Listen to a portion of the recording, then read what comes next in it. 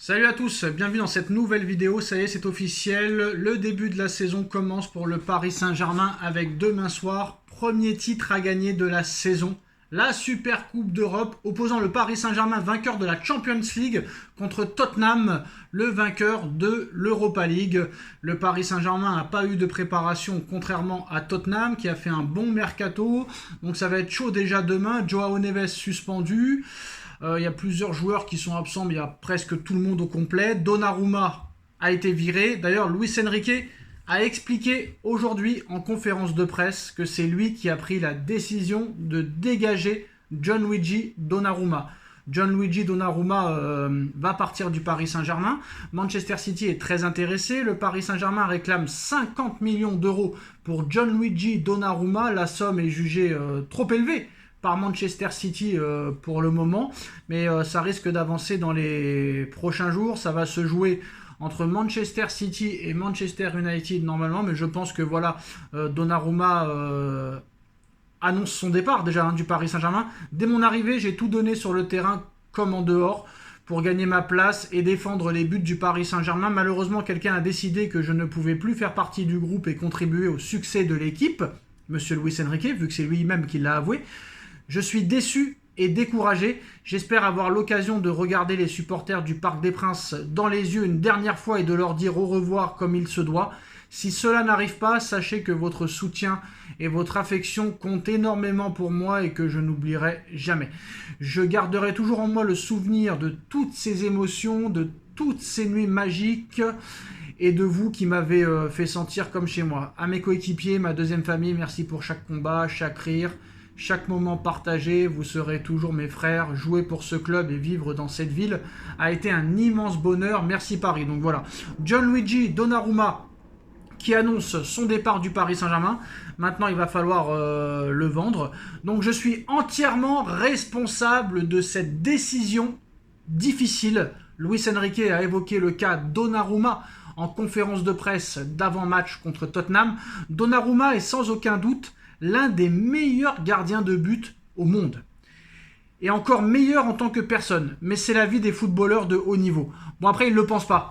Je vais vous dire la vérité. Dès son arrivée en 2023, il n'aimait pas trop le style de Donnarumma. Luis Enrique n'aime pas trop rappeler à l'ordre les joueurs pour faire leur métier de base. C'est-à-dire que Donnarumma a trop été inconstant. Que ce soit en Ligue 1, en Ligue des Champions pendant des années. Le match aller contre Liverpool, ça a été compliqué.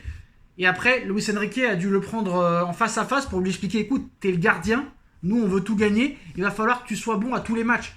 Et Luis Enrique, il n'aime pas dire aux joueurs, à tous les matchs, il faut que vous soyez bons. Non, il le dit une fois, et après, c'est dans le travail, et tu sais ce que tu as à faire. Donnarumma, il fallait toujours le rappeler à l'ordre, et surtout, Paris voulait prolonger Donnarumma. Ils ont transformé les 10 millions d'euros par an en 7 millions plus 3 de bonus. Donc on ne peut pas dire que le Paris Saint-Germain n'a pas voulu prolonger Donnarumma. C'est Donnarumma qui a refusé de prolonger.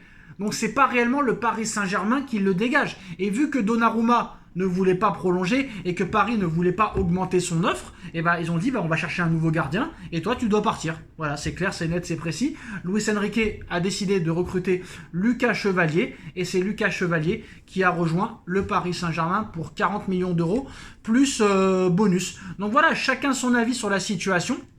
Il y en a qui vont dire c'est honteux le comportement du Paris Saint-Germain, mais à l'époque peut-être qu'ils auraient dit le contraire. Voilà, Paris serre la vis maintenant. Personne n'est irremplaçable, personne n'a l'immunité. Le premier qui se comporte mal partira. Voilà, il n'a pas voulu prolonger, maintenant il doit partir. Alors, Vitinha au Real Madrid, il pourrait y avoir une grosse surprise d'ici la fin du mercato. Depuis plusieurs jours, le nom de Vitinha est cité par les médias espagnols comme le rêve absolu du Real Madrid au milieu de terrain. Selon ESPN, le club merengue pourrait faire une offre d'ici la fin du mercato, auteur d'une saison phénoménale avec le Paris Saint-Germain. Vitinha fait logiquement partie des 30 nominés pour le Ballon d'Or 2025. L'international portugais a régné en maître sur le milieu de terrain parisien en livrant des prestations de très haute volée en Ligue 1, en Coupe de France, en Trophée des Champions, en Champions League et en Coupe du Monde des clubs. En l'espace de seulement quelques mois, l'ancien joueur du FC Porto s'est, on va dire, imposé comme une référence mondiale à son poste de milieu de terrain au point de susciter l'admiration et la convoitise du Real Madrid. Depuis plusieurs jours, la presse espagnole évoque le prix de Vitinha et le désir du nouveau coach du Real Madrid, Xabi Alonso, de le recruter. Vitinha au Real Madrid pour 130 millions d'euros, le danger est réel. La somme de 130 millions d'euros a même été citée. Et si jamais le Real Madrid n'arrive pas à recruter Vitinha, selon ESPN, le club de la Casablanca n'ira pas au-delà des 130 millions d'euros pour s'offrir Vitinha durant ce mercato estival. Cela ne serait de toute façon pas utile, puisque le média affirme aussi que le Real peut-être trouver un autre joueur. En effet, le journaliste June Levin explique que le jeune Thiago Pitarch, 18 ans, milieu de terrain formé dans la capitale espagnole, a impressionné Xabi Alonso et son staff durant cette préparation. Il pourrait y avoir une offre à hauteur de 100 millions d'euros pour Vitinha d'ici la fin du mercato, pas sûr que le PSG accepte. Et si jamais Paris refuse, le Real Madrid recrutera ce joueur de la Castilla qui a impressionné apparemment monsieur Xabi Alonso. Alors, en ce qui concerne les autres rumeurs du Paris Saint-Germain. Alors, 150 millions d'euros pour Enzo Fernandez, Paris pourrait faire une folie. Voilà, très clairement. L'international argentin de Chelsea a des qualités différentes des milieux actuels du PSG, avec une forte densité physique, une grinta hors du commun et un sens du sacrifice qui n'est plus à prouver. Joueur clé des Blues pour remporter la Coupe du Monde des clubs cet été, l'ancien milieu de terrain du Benfica Lisbonne fait d'ores et déjà l'objet d'offres dingues de la part de Paris. Le média l'affirme. Le PSG a proposé 125 millions d'euros plus 25 millions d'euros de bonus pour s'attacher les services d'Enzo Fernandez.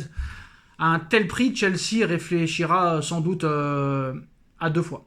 Car si le milieu de terrain argentin est un cadre aux yeux de son entraîneur Enzo Maresca, certaines offres sont difficiles à refuser et celle-ci en fait de toute évidence partie.